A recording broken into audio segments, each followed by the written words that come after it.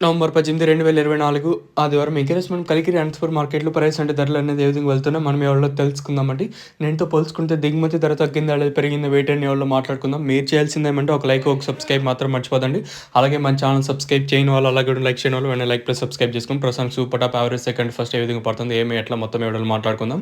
నేటితో పోల్చుకుంటే కలికిరి మార్కెట్ కానివ్వండి అనంతపురం మార్కెట్ కానీ కొంచెం స్లోగానే జరుగుతుంది. సో ప్రస్తుతానికి super top average second first విషయానికి వచ్చినట్టయితే అనంతపురం మాట్లాడుకుంటే 350, 370 సూపర్ టాప్, కలికిరి 270, 280గా ప్రస్తుతానికి సూపర్ టాప్‌లో అయితే ఉన్నాయండి. యావరేజ్‌గా అనంతపురం మాట్లాడుకున్నట్టయితే రూ. 150 కాటిన ఇంకా 350 లోపల మార్కెట్ అయితే జరుగుతుంది. నిన్న సూపర్ టాప్ 370, 390 కొంటే ప్రస్తుతానికి ఆ సూపర్ టాప్ రూ. 370గా సూపర్ టాప్‌లో అయితే ఉండండి.